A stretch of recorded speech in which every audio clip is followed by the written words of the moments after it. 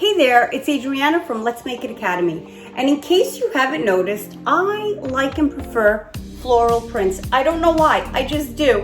But I know that when I'm designing, whether it's home accessories or fashion accessories, I sort of tend to use a lot of these prints. Like, for example, these beautiful and what I call pretty placemats. These are awesome for your home and they are super simple to put together. And remember, they also make a great gift.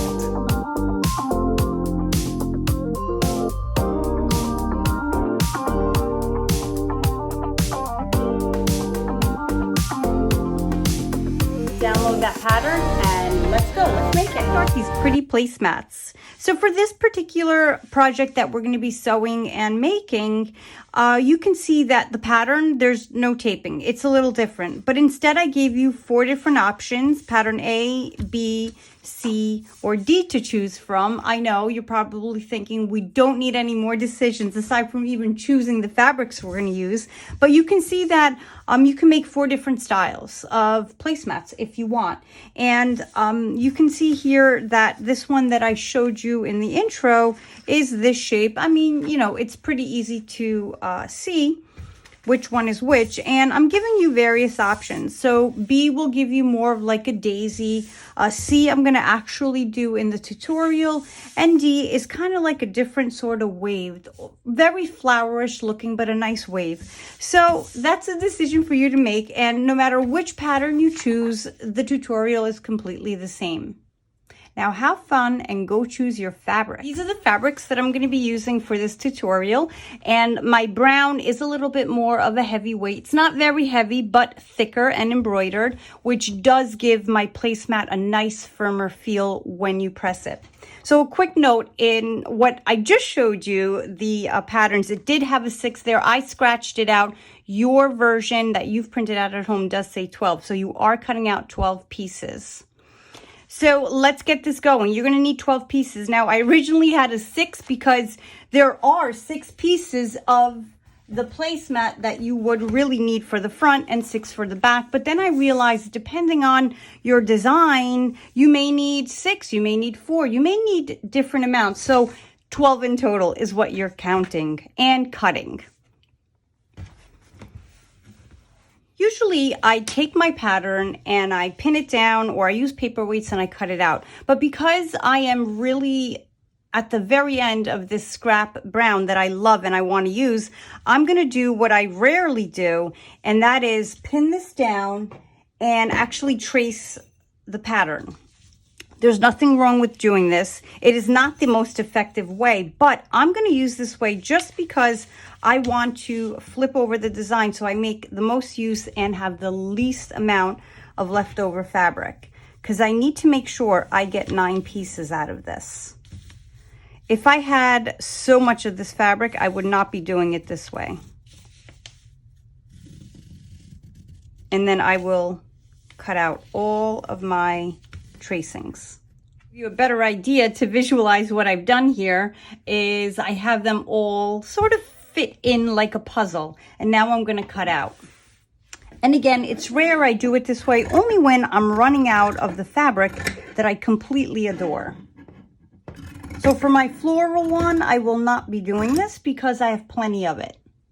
So all of your pieces are cut out. It's now time to place them together and sew them. But before you do that, the great thing about this project is that you can take the pieces and lay them out to see what your placemat will look like.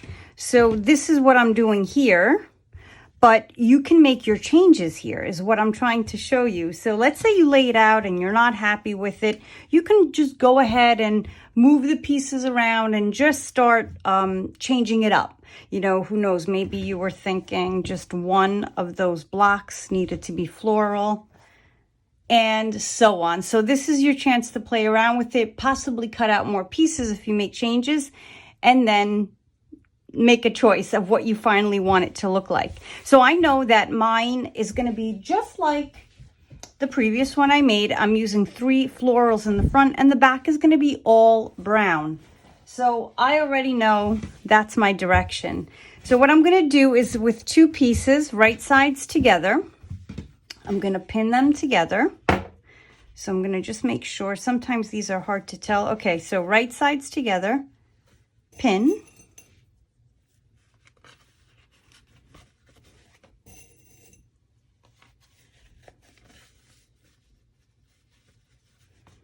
And then we're going to sew all around it, leaving an opening so that we could turn this right side out. So with the pencil, I am going to mark my opening on one of the longer edges. And I'm going to sew using a 1/4 inch seam allowance from one mark or the other mark, doesn't matter which one. I'll do a back stitch and then I'll work my way all the way around until I get back to here, another back stitch, and then I turn it right side out through the opening.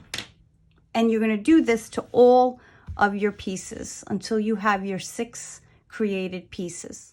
My stitch is at about a 2.5 stitch length. Back stitch on the ends.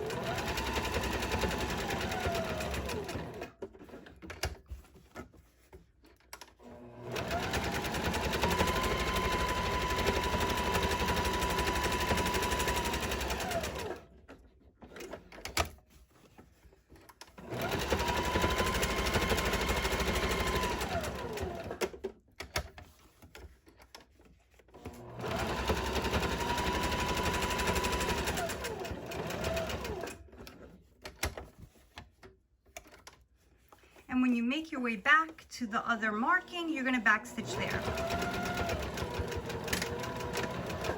And if you did not choose this shape pattern, the sewing is the exact same for whatever shape it is that you chose. Once you've sewn all 6 of your pieces together, you're going to trim the corners.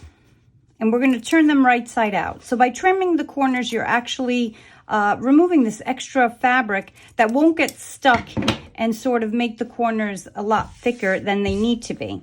And then you're going to turn it right side out. And at first, I used my fingers to push out the corners, but then I like to use my simple tool of a chopstick to help me really get those corners square. And I'll show you what I mean.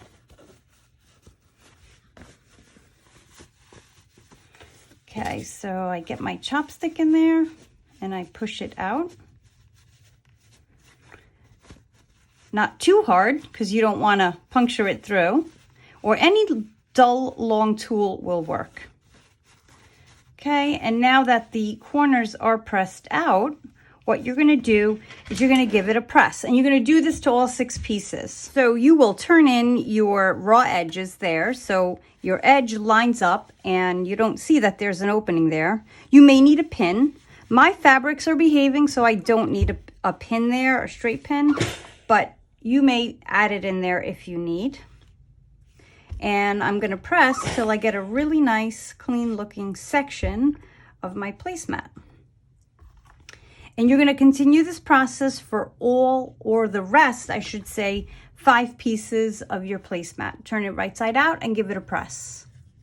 6 of my pieces are turned right side out and pressed. So now what we're going to do is bring it over to the sewing machine, and we're going to do the zigzag that attaches all of them. So we're going to do a back stitch at the top and at the end, and then we just keep adding the rest of the pieces.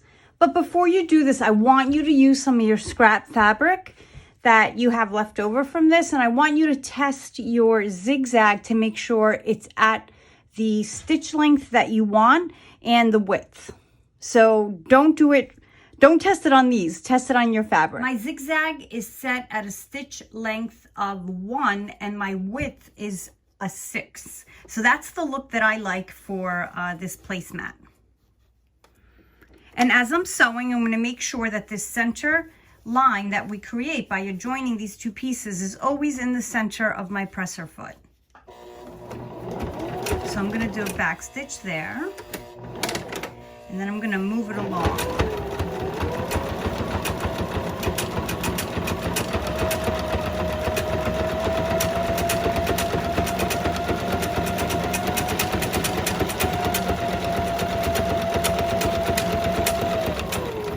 Back stitch on the ends as well.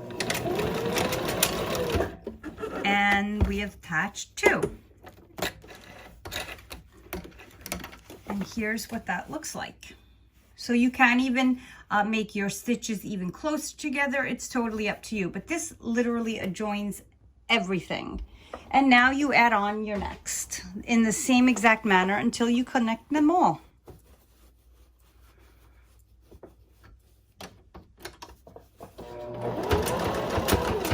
Back stitch. In the beginning, you may notice that you need to press your fabrics through because there is some folded over fabric inside in the corners, and it's not a big deal.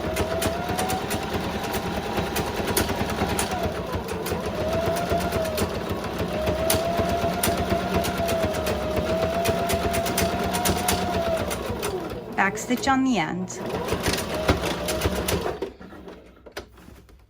And once you sew together all of your 6, you have your very first placemat. So depending, of course, on how many seat settings you have, you'll have to continue making more. I hope you really enjoyed this one, and please share it with me. I would love to see your creation and which pattern you chose, and especially fabrics. See you in the next class.